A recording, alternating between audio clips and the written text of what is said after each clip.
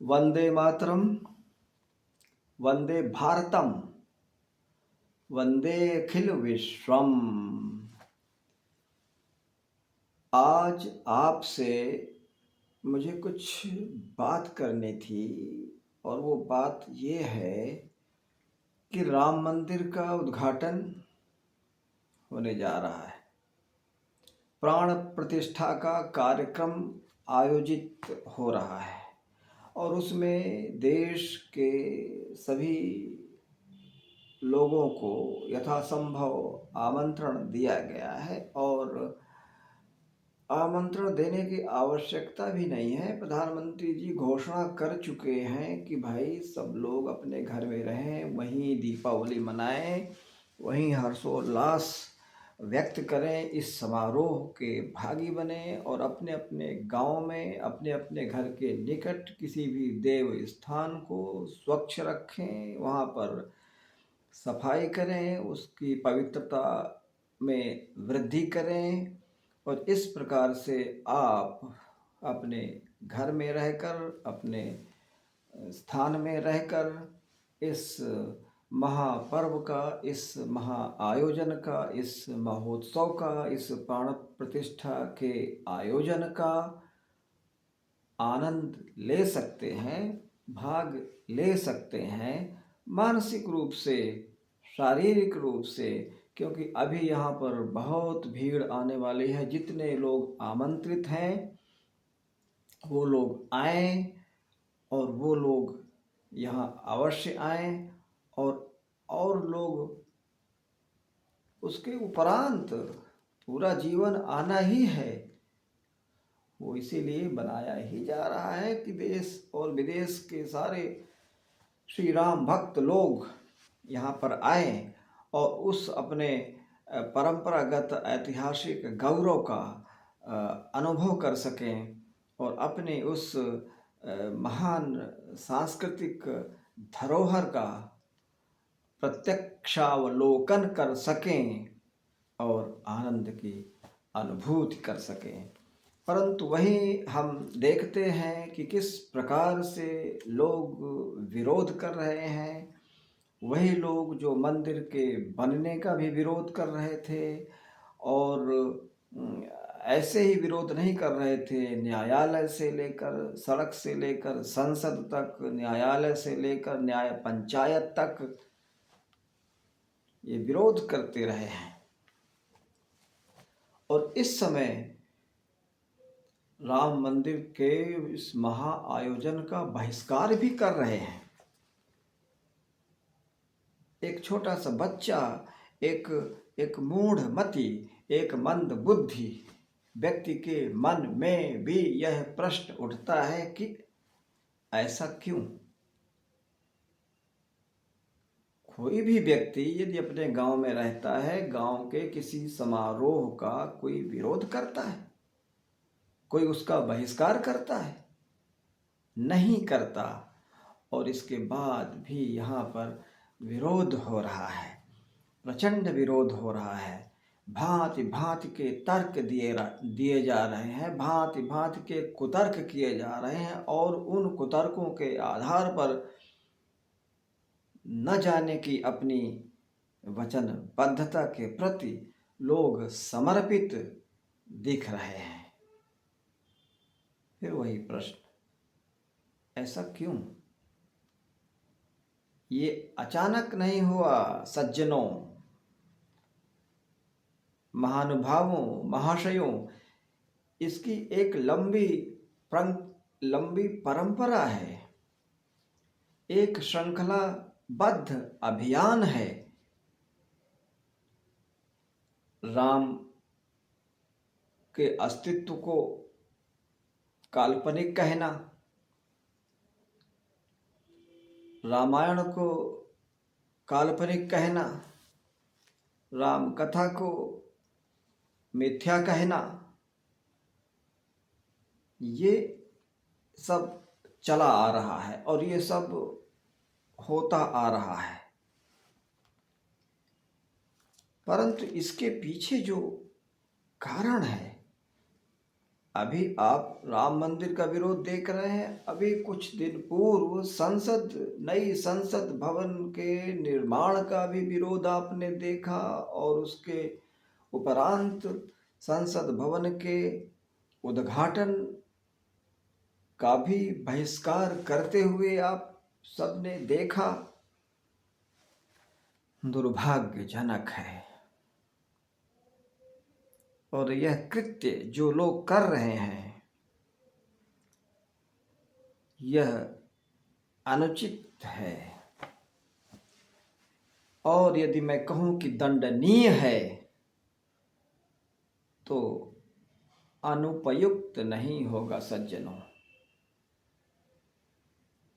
मैं बाबा हूँ, हिमालय में रहता हूँ, हिमालय में रहकर आत्मचिंतन करता हूँ, परंतु कभी कभी राष्ट्र चिंतन भी अंकुरित होने लगता है। कभी कभी राष्ट्र की समस्याओं के प्रति भी सचेष्टता और प्रतिबद्धता अधिक हो जाती है, तो कुछ उद्गार निकलने लगते हैं। उन्हीं उद्गारों को आज मैं आपके समक्ष रख रहा हूँ, और मुझे आशा है और मुझे विश्वास है कि आप मेरी इस पीड़ा को समझेंगे और इस पीड़ा को समझकर इसका समाधान करने का भी प्रयत्न करेंगे। कमेंट बॉक्स में आप यथोचित टिप्पणी कर सकते हैं, और जैसा आपको उचित लगता है आप मेरी आलोचना भी कर सकते हैं, प्रशंसा भी कर सकते हैं। जो कुछ है, जैसा है वैसा आप कह सकते हैं। तो आते हैं मित्रों विषय पर। विषय यह है कि भगवान श्री राम के मंदिर के उद्घाटन का विरोध, नई संसद भवन का विरोध, और आदरणीय प्रधानमंत्री श्री नरेंद्र मोदी जी का निरंतर सतत विरोध। मुझे कभी कभी हंसी आती है।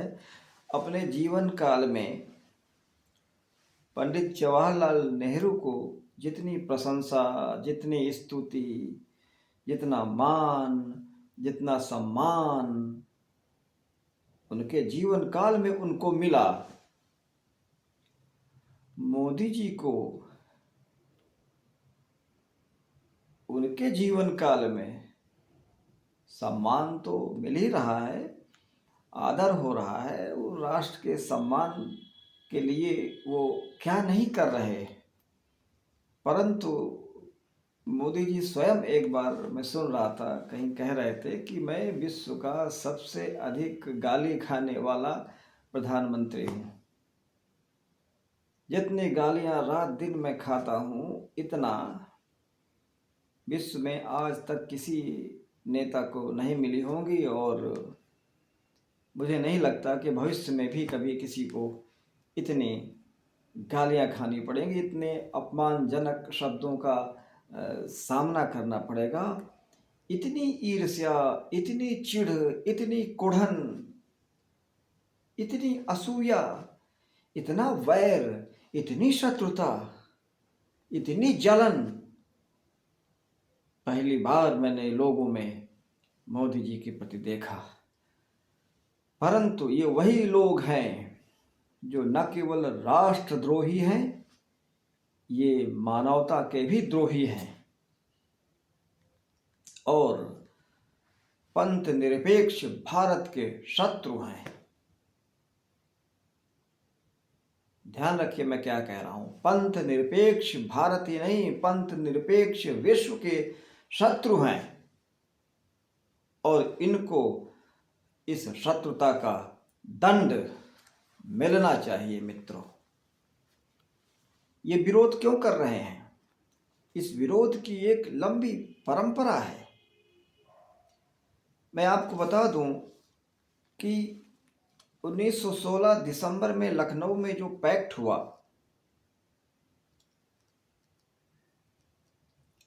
उसमें हिंदुओं के हितों की बलि चढ़ गई। मुसलमानों की संख्या का जितना अनुपात नहीं था, उस अनुपात से अधिक उनको सुविधाएं और लाभ मिले। राजनीतिक प्रभुता उनको मिली।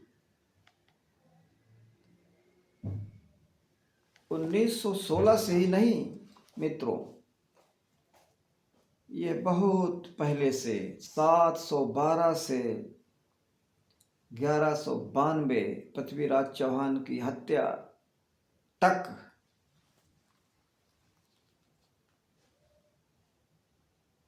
ये भीषण अभियान चलता रहा। 712 में मोहम्मद बिन कासिम ने जिस प्रकार से सिंध में आक्रमण किया, तब से अब तक इनकी फितरत को, इनके स्वभाव को, इनकी मूल प्रकृति को ठीक ठीक लोग नहीं समझ पा रहे हैं। अब विश्व के लोगों में 20% लोग ऐसे हैं जो इनकी वास्तविकता को समझने लगे हैं। लोग सिखों पर आरोप लगाते हैं ऐतिहासिक रूप से कि सिखों ने भारत की स्वाधीनता का समर्थन नहीं किया। वो चाहते थे कि अंग्रेजों का ही शासन रहे। क्यों? क्योंकि वो जानते थे कि यदि अंग्रेज चले जाएंगे तो हम और हिंदू कोई भी सुरक्षित नहीं है। अंग्रेज हैं तो अभिव्यक्ति की स्वतंत्रता है, अपने कार्य व्यापार की स्वतंत्रता है। अंग्रेज चले जाएंगे तो यहाँ शासन मुसलमानों का हो जाएगा, और मुसलमानों का हो जाएगा तो क्या होगा? वही जो 712 से लेकर ईस्ट इंडिया कंपनी के आने तक होता रहा। जिस 1857 को सैन्य विद्रोह कहा जाता है, वस्तुतः वह मुसलमानों का विद्रोह था, और उस विद्रोह में हिंदू बेवकूफ़ बन गया, हिंदू मूर्ख बन गया। हिंदू बड़ा भोला है, बड़ा सरल है, बड़ा सहज है। उसकी सहजता का उपयोग इन षड्यंत्रकारी जिहादियों ने किया, और उसमें गांधी जी भी आगे आ गए।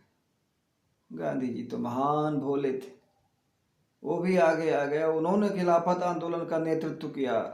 आश्चर्य की बात, इस पंथ निरपेक्ष भारत के शत्रु हैं ये, और खिलाफत आंदोलन का समर्थन करके गांधी ने सिद्ध कर दिया कि मैं लोकतंत्र और पंथ निरपेक्षता का कितना बड़ा शत्रु हूँ।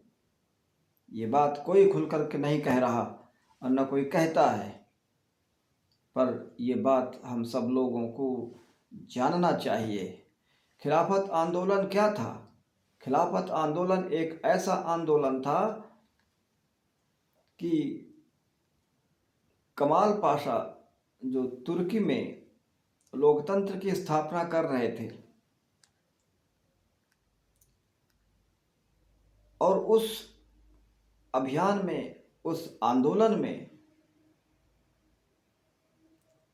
जो कि एक लोकतांत्रिक प्रक्रिया और लोकतांत्रिक स्वरूप की ओर तुर्की बढ़ रहा था। ओटोमन एम्पायर, ओटोमन साम्राज्य या मुस्लिम साम्राज्य या खलीफा का साम्राज्य ध्वस्त हो चुका था। उस ध्वस्त साम्राज्य के बाद वहाँ पर लोकतंत्र प्रस्फुटित हो रहा था, और उस लोकतंत्र के प्रस्फुटन को सहयोग करने के स्थान पर अपने बापू और अपने गांधी जी, मोहनदास करमचंद जी ने क्या किया? उस खिलाफत आंदोलन का समर्थन किया, अर्थात उस लोकतंत्र और पंथ निरपेक्ष तुर्की के निर्माण को उन्होंने रोकने का प्रयत्न किया, और इस्लामिक शासन लाने के लिए चल रहे अभियान और आंदोलन का समर्थन किया। तो आप बताएं, आप मेरी इस बूढ़ी बुद्धि पर कुछ ज्ञान के प्रकाश कण डालें। आप स्वयं विचार करें कि गांधी अच्छे थे, या अच्छे नहीं थे, लोकतांत्रिक थे या लोकतंत्र के शत्रु थे। एक दूसरी घटना और है, सरदार पटेल के प्रधानमंत्री बनने के लिए सभी लोग तत्पर थे और लोकतांत्रिक प्रक्रिया से उन्होंने चुनाव जीता था और उनका प्रधानमंत्री बनना लोकतांत्रिक ढंग से सुनिश्चित था। परंतु क्या हुआ? आप सबको पता है, नेहरू प्रधानमंत्री बन गए जिसके पक्ष में 5 मत भी नहीं थे, केवल उन्हीं का मत था और एक मत और उनके साथ में था, बस। तो आप स्वयं विचार करें, महावीरों, सज्जनों, महानुभावों, मेरे मित्रों, आप स्वयं विचार करें और स्वयं अपनी टिप्पणी कमेंट बॉक्स में करें। और उसके बाद जो परंपरा बनी हमारे देश में, फिर पंडित जवाहरलाल नेहरू प्रधानमंत्री हो गए और उनके प्रधानमंत्री होने के उपरांत अनुच्छेद 25 के अंतर्गत धर्म परिवर्तन को मान्यता दे दी गई। एक और षड्यंत्र, 1951 में अनुच्छेद 28 के अंतर्गत हिंदुओं को धार्मिक शिक्षा का अधिकार नहीं दिया गया। 1951 में अनुच्छेद 30 के अंतर्गत अल्पसंख्यक अपनी धार्मिक शिक्षा दे सकते हैं, ऐसा प्रावधान किया गया। और 1951 में ही Hindu religious and charitable endowment act के अंतर्गत हिंदुओं के सारे मंदिरों का, सारे धार्मिक स्थलों का आधिपत्य सरकार ने अपने हाथ में ले लिया, अर्थात 4 लाख मंदिर हिंदुओं से छीनकर सरकार के नियंत्रण में चले गए। परंतु ध्यान रहे, एक भी मस्जिद नहीं, अन्य किसी धर्म का कोई धर्म स्थल नहीं, केवल हिंदुओं के मंदिर इस एंडाउमेंट एक्ट के अंतर्गत, इस अनुच्छेद के अंतर्गत ले लिए गए और वहाँ का सारा धन राजकोष में जाने लगा। और ये आज तक विधिवत ये कुचक्र चल रहा है। आज भी वो सारे मंदिर सरकार के नियंत्रण में है। षड्यंत्र, किसके विरुद्ध षड्यंत्र? सनातनियों के विरुद्ध षड्यंत्र, हिंदुओं के विरुद्ध षड्यंत्र। क्यों? कि कालांतर में सारे हिंदुओं को इस्लामिक बनाना है और इस भारतवर्ष को एक इस्लामिक स्टेट बनाना है। इस आकांक्षा के साथ सबसे पहले तो भारत का विभाजन हुआ, क्योंकि उस समय हिंदू और मुसलमानों की जनसंख्या लगभग बराबर थी, थोड़ा बहुत कम ज़्यादा। आज भी आप बांग्लादेश, पाकिस्तान और भारत के मुसलमानों की जनसंख्या को जोड़ दीजिए और हिंदुओं की जनसंख्या देख लीजिए तो कोई बहुत अधिक अंतर नहीं आया। तो उस समय षड्यंत्र पूर्वक ये कार्य हुआ कि पहले कुछ टुकड़े कर देते हैं, उन टुकड़ों पर आधिपत्य कर लेते हैं और इसके बाद इस बड़े भूखंड पर आधिपत्य करेंगे, जिसको जिहादी गजवाए हिंद बोलते हैं। गुजवा कहते हैं सडन अटैक को, अचानक किसी पर आक्रमण कर देना, उसको बोलते हैं गुजवा अरबी भाषा में। और गजवाए हिंद अर्थात हिंद में आक्रमण करके हिंद को छीन लेना और हिंद पर आधिपत्य कर लेना और निजाम मुस्तफा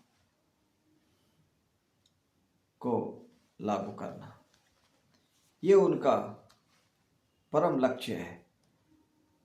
जिहादियों का एकमात्र लक्ष्य भारत का सर्वनाश और समस्त हिंदुओं को मुसलमान बनाना है। और इस दृष्टि से क्या क्या हुआ और कितनी चालाकी से हुआ, कितनी चतुरता से किया गया, यही हम चर्चा कर रहे हैं कि राम मंदिर का विरोध ये कोई अचानक नहीं हुआ। संसद भवन का विरोध ये कोई अचानक नहीं हुआ। कांग्रेस जो अपने आप को यहाँ का सम्राट समझती है, लोकतांत्रिक अधिपति, लोकतांत्रिक नृप, लोकतांत्रिक राजा, लोकतांत्रिक महाराजा या महारानी की भांति जिस प्रकार से ये लोग व्यवहार करते रहे हैं नेहरू काल से ही।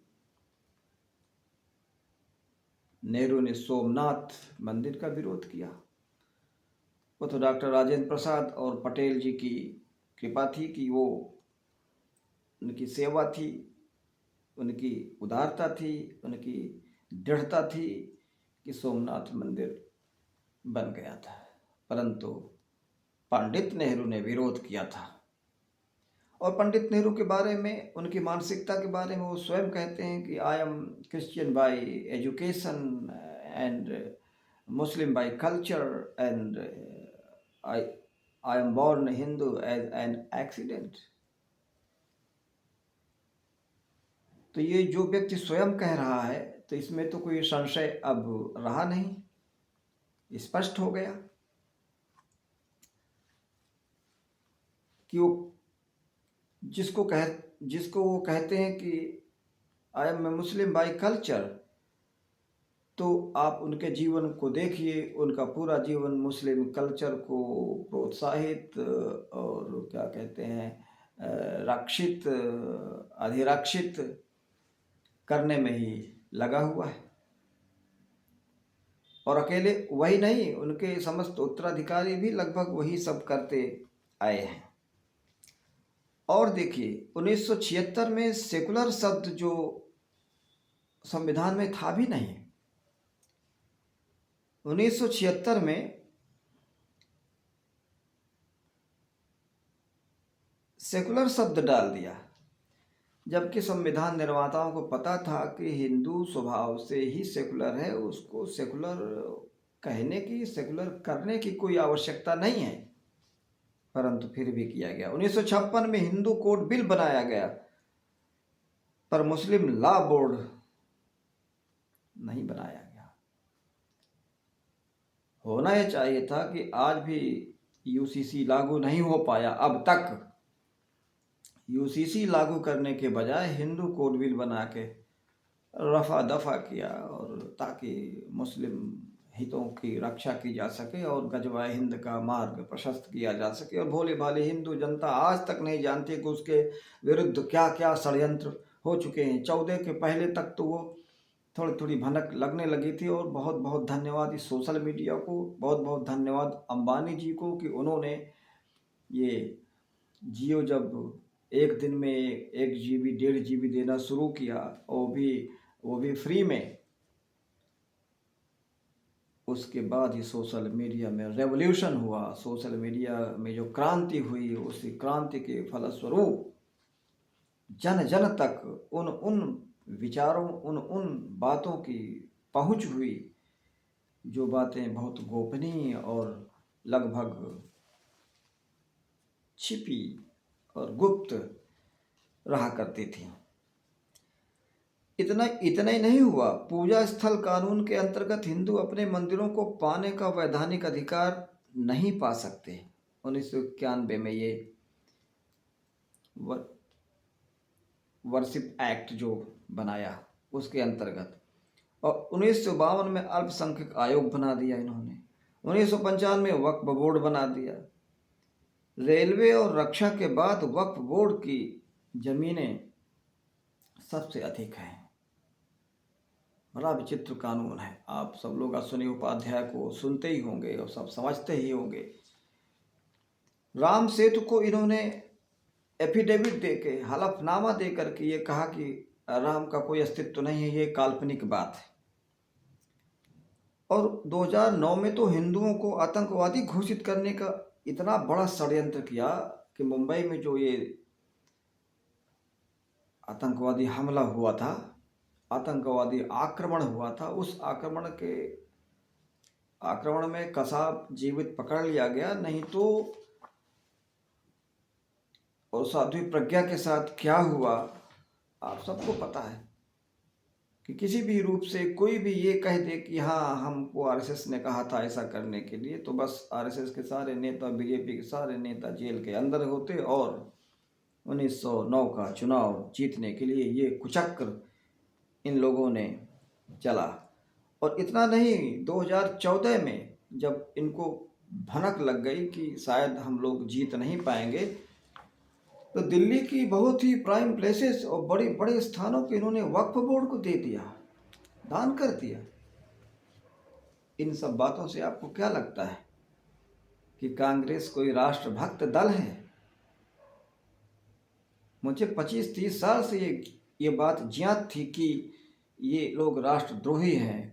ये कांग्रेस पूरी की पूरी राष्ट्रद्रोही पार्टी है, राष्ट्रद्रोही दल है। उस समय लोग बहुत तमतमा जाते थे मेरे ऊपर और मुझे सिरफिरा, पागल, सनकी और झक्की, पता नहीं क्या क्या कहते थे। आज साक्ष्य के साथ सोशल मीडिया भरा पड़ा है ये सिद्ध करने के लिए कि कांग्रेस किस प्रकार से राष्ट्रद्रोही है।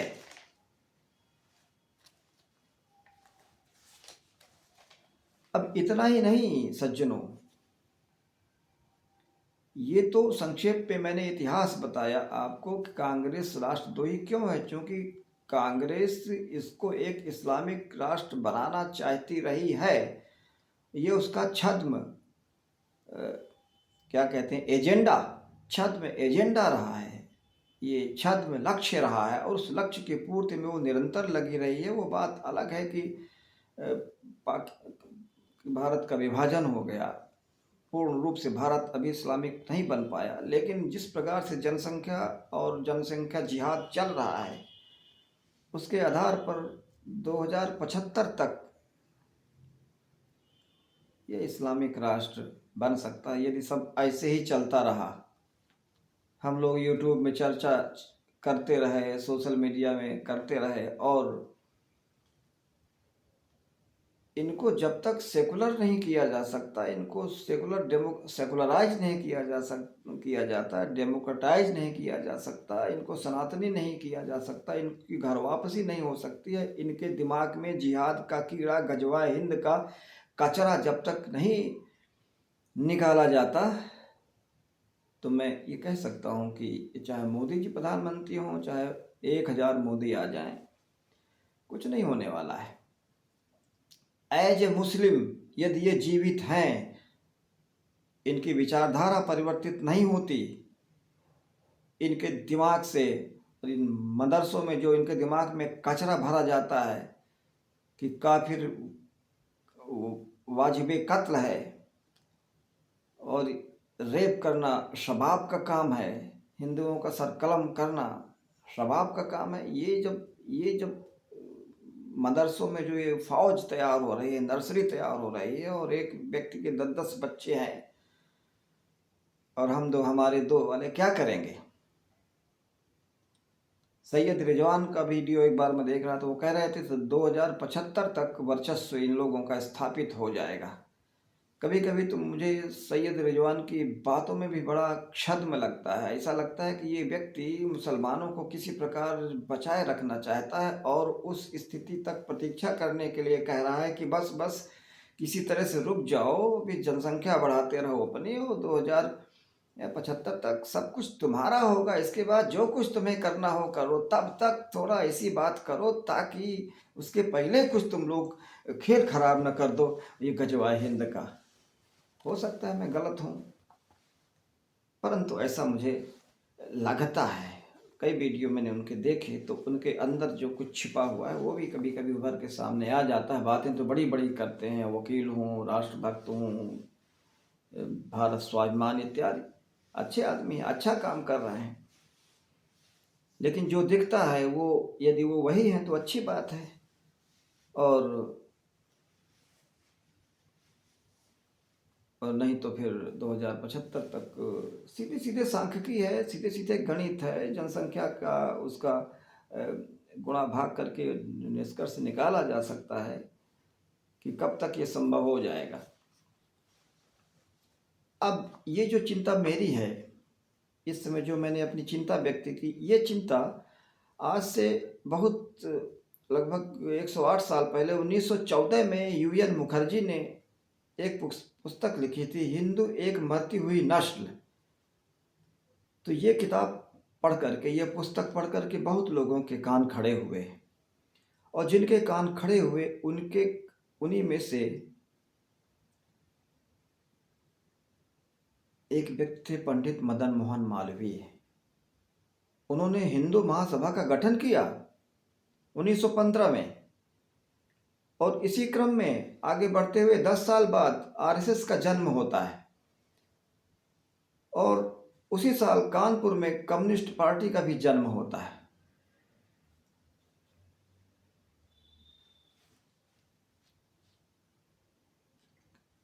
विपरीत विचारधाराएं। और इसके बाद क्या होता है कि यही क्रमिक विकास है। आज जो हम देख रहे हैं, मोदी जी एक RSS का बच्चा, आज PM है। आज लगभग 100 साल होने वाले हैं RSS के जन्म के। वो जो धारा चली थी गजवा हिंद को रोकने के लिए, गजवा हिंद से हिंदुओं को बचाने के लिए, जिहादियों या आतताइयों के आतंक से बचाने के लिए, इस भोली भाली हिंदू जनता को सुरक्षित रखने के लिए क्या किया जा सकता है, जो कुछ किया जा सकता है उन लोगों ने किया, और वही मोदी जी कर रहे हैं।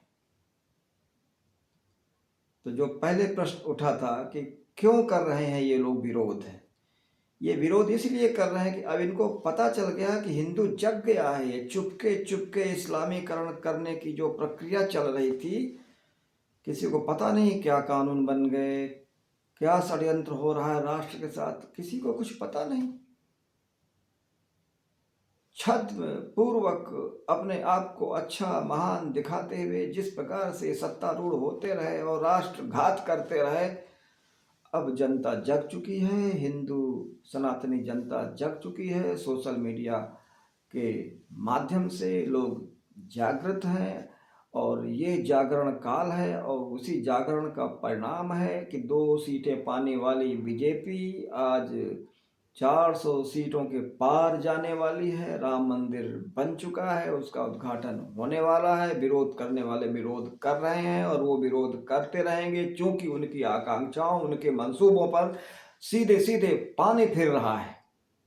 इसके बाद ज्ञान वापी भी मुक्त होने वाली है, जो भव्य मंदिर है महादेव का, बाबा विश्वनाथ का, वो पूरा परिसर, जो पुराना मंदिर जो तोड़ा गया था औरंगजेब के सैनिकों द्वारा, वो बनेगा। इसके बाद मथुरा आ रहा है। तो this is the revival of Sanatan wisdom, Sanatan civilization against the barbaric and cruel crowd and community that wants the whole world under their feet. And now it's not possible, my dear. It is not just our problem, it is universal problem, it is global problem. Whole Europe is suffering. The liberty, generosity, flexibility, humanity, human right, all these tools are against them who promoted all these higher qualities of humanity. तो ये video मैं हिंदी में बना रहा था, ये English पता नहीं कैसे आ गई। चलिए, तो आज इतना ही रखते हैं कि ये 2 धाराएं चल रही हैं। आज पूरे विश्व में 2 धाराएं हैं, एक तो जिहादियों की धारा है, एक सेकुलर डेमोक्रेटिक या पंथ निरपेक्ष भारत या पंथ निरपेक्ष विचारधारा की धारा है। ये प्रमुख रूप से जो क्लैश ऑफ सिविलाइजेशन, सभ्यताओं के संघर्ष की बात है, तो अभी एक हॉलैंड के प्रधानमंत्री हैं जो अभी हॉलैंड में अभी इलेक्शन जीत गए हैं, वो बियर्ड गिलियर्ड, कुछ ऐसा ही विचित्र सा नाम है उनका, नाम लेते नहीं बनता, गियर्ट बिलियर्ड, गियर्ट वाइल्डर ये नाम, गियर्ट वाइल्डर। तो उन्होंने भी कहा कि this is not the clash of civilization, this is the clash between civilized and barbaric people, barbaric community. और वो बिल्कुल वही कह रहे हैं, यथा तथ्य, बिल्कुल जो गुरु गोविंद सिंह कभी कहा करते थे कि अपना हाथ तेल में डाल दो और तेल से निकालने के बाद हाथ को तिल में डाल दो, और तिल में और हाथ में और तिल में जितने तिल चिपक के आ जाएं, तो देखो इतने बार भी यदि मुसलमान कोई आपको विश्वास दिलाए कि नहीं मैं ऐसा नहीं करूँगा, वैसा नहीं करूँगा, तो आपको इतने बार भी विश्वास दिलाए तो आपको उस पर विश्वास नहीं करना है। इतना बड़ा ऑब्जर्वेशन, इतना बड़ा एक्सपीरियंस, इतना बड़ा डायलॉग, इतना बड़ा संवाद, इतनी बड़ी सीख, इतनी बड़ी शिक्षा, और इसके बाद भी हम लोग धोखे खाते आ रहे हैं। पहली बार ऐसा लग रहा है कि अब लोग समझ चुके हैं कि हम बहुत धोखे खा चुके हैं और अब धोखे नहीं खाने हैं। तो उसी दिशा में ये भगवान राम का मंदिर बन रहा है, उसका लोग विरोध कर रहे हैं। जो लोग विरोध कर रहे हैं वो लोग विरोध क्यों कर रहे हैं ये भी स्पष्ट हुआ, और वो विरोध करते रहेंगे ये भी स्पष्ट हुआ। इन शत्रुओं के विरुद्ध ये शत्रु यत्र तत्र सर्वत्र, राजनीतिक क्षेत्र में है, पत्रकारिता के क्षेत्र में एक धारा, इसी धारा की समर्थक उपज है। और वही लोग जो राष्ट्रवादी पत्रकार हैं, जो राष्ट्र का हित चाहते हैं, उनको वो लोग गोदी कहते हैं, गोदी मीडिया कहते हैं। और जबकि स्वयं गोदी हैं, स्वयं पेड हैं, स्वयं बिके हुए हैं, और राष्ट्रवादी पत्रकारों को गोदी मीडिया बोलते हैं, जबकि स्वयं बिके हुए हैं। और कांग्रेस के बिके हुए नहीं, चाइना के बिके हुए। अभी वो केस चल रहा है, आने वाले दिनों में ये केस खुलेगा। ये सारे राष्ट्रद्रोही पत्रकार, राष्ट्र शत्रु पत्रकार सब न्यायालय के समक्ष प्रस्तुत होंगे। तो इन्हीं बातों के साथ मैं यहीं पर अब विश्राम लूँगा, और अंत में बस यही कि हम सब लोगों को सावधान रहने की आवश्यकता है। और सावधान इसलिए कि अब ये भारत एक पंथ निरपेक्ष लोकतांत्रिक देश हमेशा हमेशा के लिए बना रहे, और इसके जो शत्रु हैं उन सारे शत्रुओं का वध करने के लिए हम सबको तत्पर रहना होगा। वंदे मातरम, वंदे भारतम, वंदे अखिल विश्वम।